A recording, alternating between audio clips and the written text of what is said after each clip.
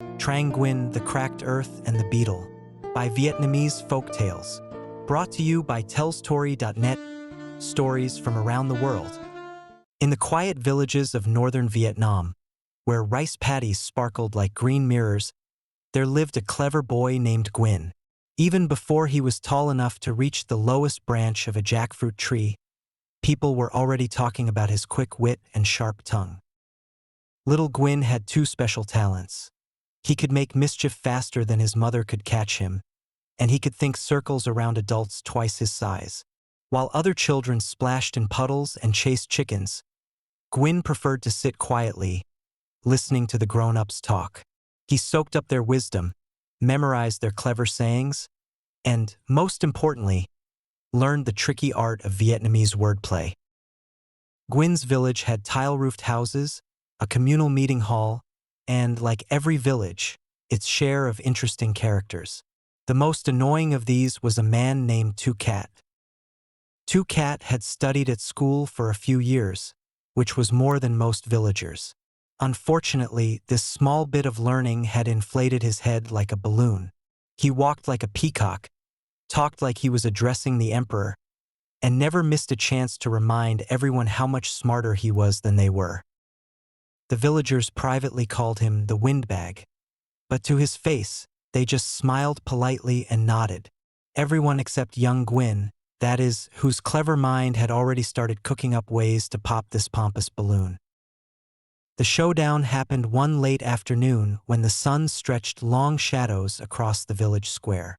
Water buffalo plodded home from the fields, someone was pounding rice, and children argued loudly about who was winning their game.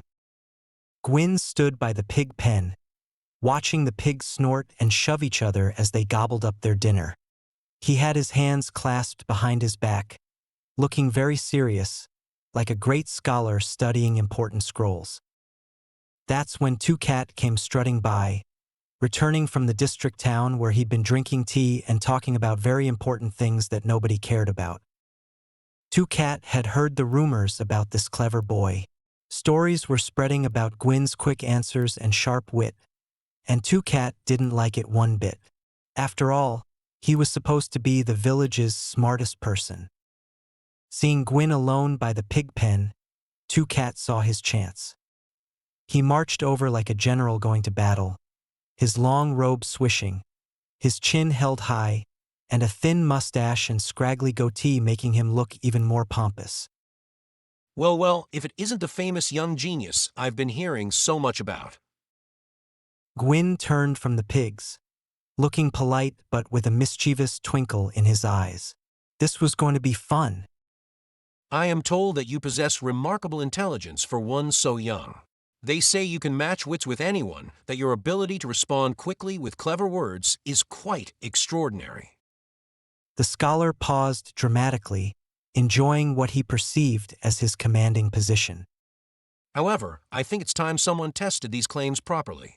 I propose to give you a challenge that will reveal whether your reputation is deserved or merely the result of adults being too easily impressed by a child's simple tricks. By now, villagers were gathering around. News traveled fast in the village, somehow faster than anyone could actually walk, and soon a large crowd had formed. This was going to be good. Two Cat, relishing the attention, continued his proclamation with the air of a magistrate pronouncing judgment. I will present you with a line of poetry that follows the traditional rules of Vietnamese verse. If you can respond with an appropriate matching line that demonstrates both technical skill and literary merit, I will acknowledge your abilities. However, if you fail to meet this challenge, I will ensure you receive the beating you deserve for your presumptuous behavior and disrespectful attitude toward your betters. The villagers exchanged worried glances. Vietnamese poetry wasn't simple. It needed knowledge of old books, fancy patterns, and clever double meanings. This was serious stuff. But Gwyn just smiled calmly.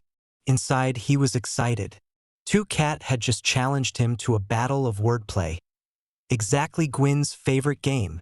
All those hours listening to the elders trade clever sayings were about to pay off. I understand.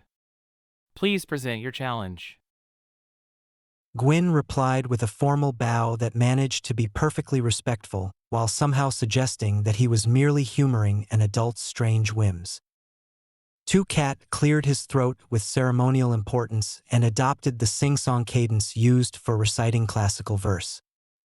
His voice carried across the village square as he pronounced, Lần kính anh cảm tốn.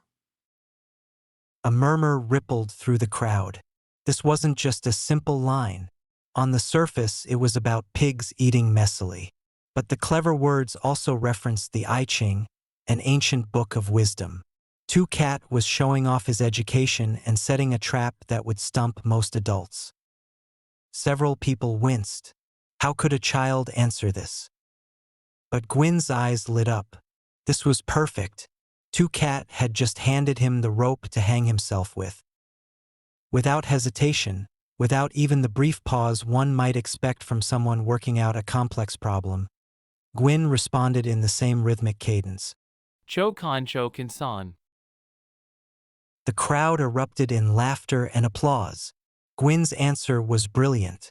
On the surface, it was advice about smart dogs not biting people. But the clever words also matched Two-Cat's I Ching reference, proving Gwyn knew his classical education too. Even better, it carried a hidden message. Don't be so troublesome. Basically telling Two-Cat to stop acting like a difficult animal. Two-Cat's confident smile faded. His face went pale as he realized what had just happened. He'd been beaten at his own game by a child. But Two-Cat, being the kind of man who could never admit defeat gracefully, decided to make one final attempt to salvage his wounded pride. His voice, now somewhat strained, announced, Very well, you have shown some ability. But I have one more test, and this one will determine whether you truly deserve the recognition you seem to crave. The crowd, sensing that the entertainment was far from over, pressed closer to hear what new challenge would be presented. Two-Cat straightened his robes, tilted his chin at an angle suggesting supreme confidence, and declaimed in a voice that carried clearly across the square. Trời sinh ông Tú Cát. Several villagers gasped. Two-Cat had just called himself a gift from heaven. It was so arrogant that it took everyone's breath away. How could Gwyn answer without seeming to agree or to contradict heaven itself? The village square fell silent. Even Gwyn paused. Two-Cat smiled smugly, thinking he'd finally won. But Gwyn wasn't stuck. He was savoring the moment. Two-Cat had just walked right into the perfect trap. With a casual gesture, Gwyn pointed down at the ground. There, plain as day, were cracks in the dried earth and little mounds where dung beetles, those humble bugs that spend their lives cleaning up animal poop, were busy at work. In a voice that carried just the right note of innocent observation, Gwyn delivered his response. Dat nut con bo hung. The crowd exploded with laughter so loud it echoed to the next village. The comparison was perfect. If Two-Cat was heaven's gift, then dung beetles were Earth's gift.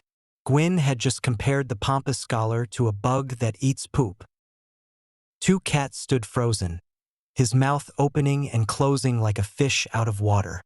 His face went from red to white as he realized he'd been utterly defeated, twice, by a child. Looking around at the laughing crowd, Two-Cat finally understood. He'd become a joke.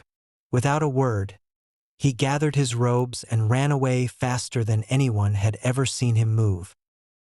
As Two-Cat disappeared around the corner, the villagers cheered for their young champion.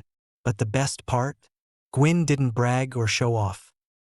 He just smiled modestly, bowed politely to everyone, and went back to watching the pigs, as if embarrassing the village windbag was just another ordinary afternoon. That made the villagers love him even more. From that day on, the story of the cracked earth and the beetle spread far and wide.